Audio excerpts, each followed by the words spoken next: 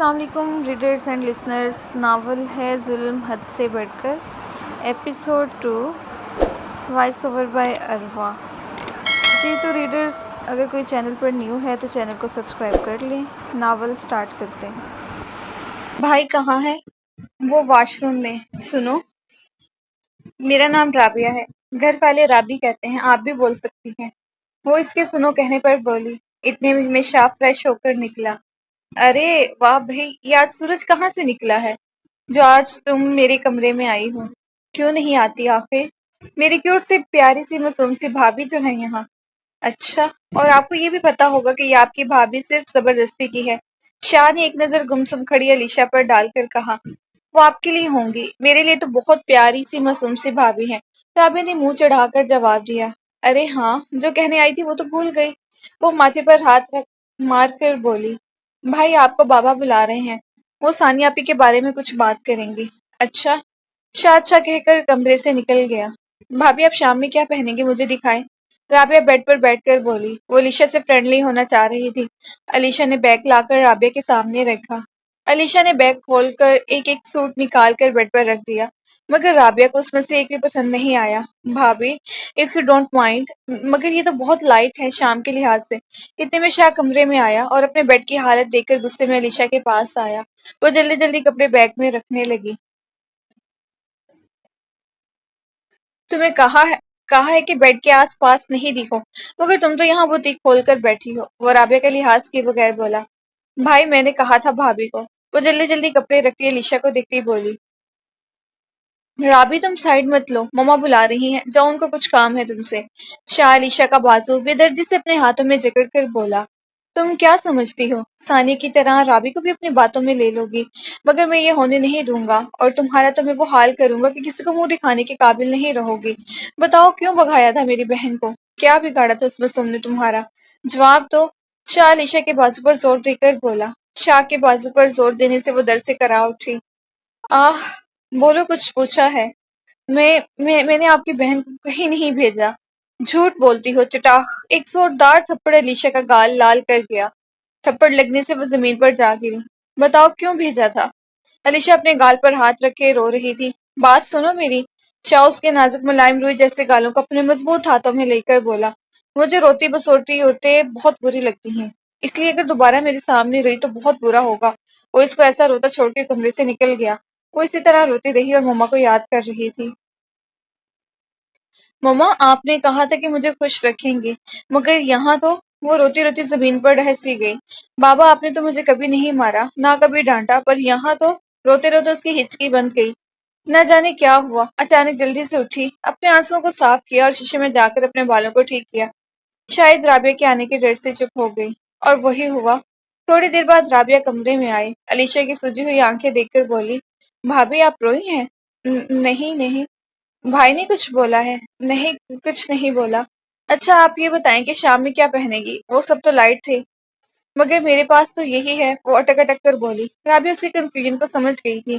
بھابھی میں اذلان بھائی نہیں ہوں، آپ نہیں ڈریں. وہ لفظ اذلان پر زور دے کر بولی. بھائی آپ کو کچھ نہیں کہیں گے، اتنے اچھے ہیں میرے بھائی. مگر ابھی ثانیہ آپی کی وجہ سے پریشان ہے. علیشا نے اس بات میں سر ہلایا. یہ تو وہی جانتی تھی کہ اتنی اچھی پرسنالٹی کے پیچھے کتنا ظالم انسان چھپا ہے.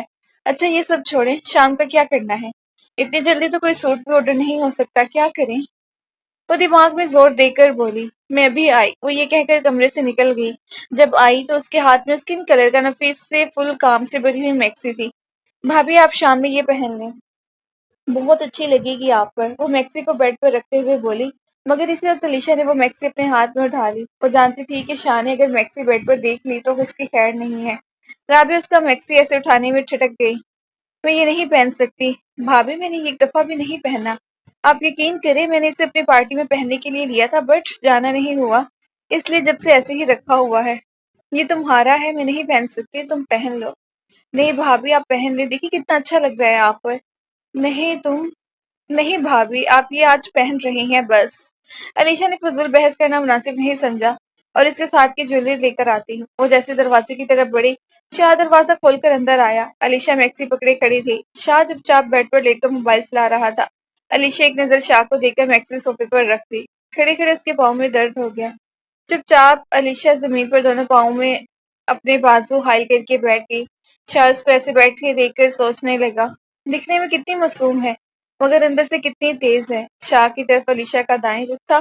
علیشا اپنے آپ کو آنے والے ہر امتحان کے لیے تیار کر رہی تھی۔ سوچتے سوچتے اس کی آنکھوں سے آنسو نکل آئے، جس کو اس نے جلدی سے صاف کر لیا۔ ابھی کچھ دیر ہی ہوئی تھی اس کو بیٹھے ہوئے کہ رابعہ کمرے میں آئی۔ اس کے ہاتھ میں 2-3 بیگ تھے۔ علیشا جلدی سے کھڑی ہوگی۔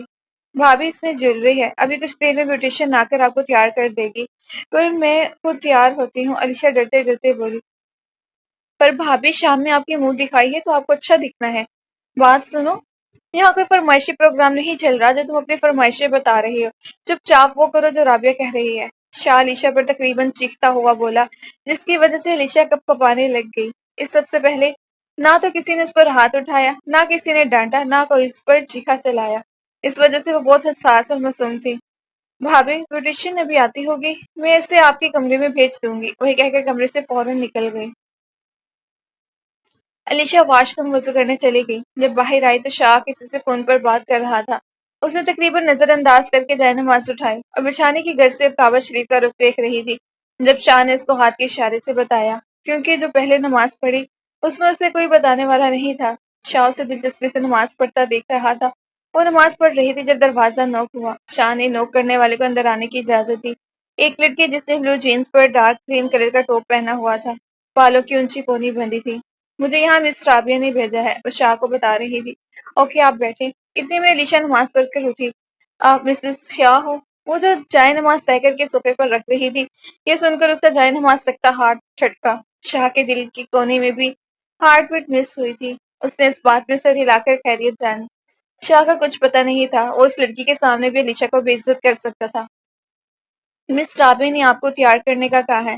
وہ لڑکی علیشا کو دیکھ کر کھڑی ہوئی۔ جی میں چینج کر کر آتی ہوں، وہی کہہ کر میکسی اٹھا کر ڈریسنگ روم میں گھس گئی۔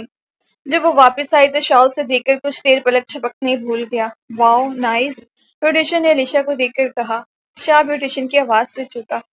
اسکن کلر کی میکسی علیشا پر بہت اچھی لگ رہی تھی۔ شاہ نے بمشکل علیشا کے سراپے سے نظر ہٹائی۔ کچھ دیر بعد علیشا ریڈی تھی۔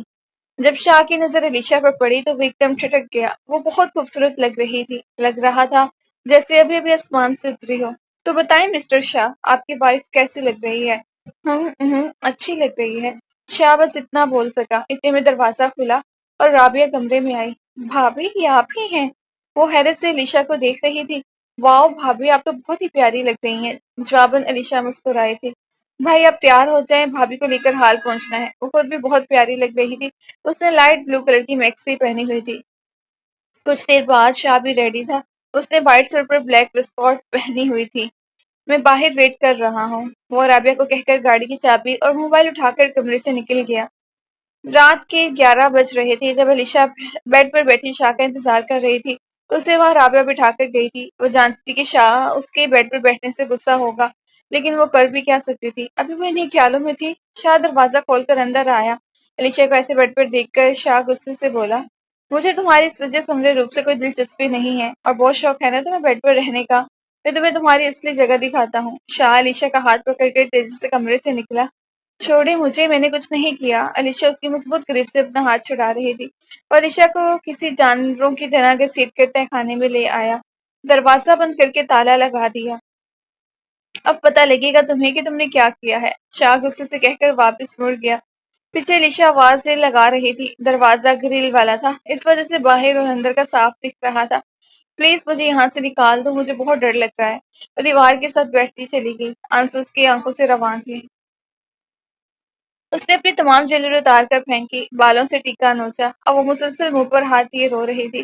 مما بچا لیں مجھے، وہ بچوں کی طرح بولے جا رہی تھی۔ اتنے میں باہر سے کتوں کے بھونکنے کی آواز آئی اور جو پہلے سے ڈری سہمی ہوئی تھی کتوں کی آواز سے اور ڈر گئی۔ تہہ خانے میں بڑی کھڑکی کھلنے کے باعث اسے بہت سردی لگ رہی تھی۔ سردی کی وجہ سے وہ کپ کپانے لگ گئی۔ اس کا سر پڑتا وجود اب بے جان ہو رہا تھا۔ روتے روتے پتہ نہیں کب اس کی آنکھ لگی تو وہ سو گئی۔ صبح جب ناشتے کے لیے رابعہ نیچے گئی تو وہاں شاہ اور اس کی مما کے علاوہ کوئی نہیں تھا۔ شاہ کے بابا کسی کام سے باہر گئے تھے۔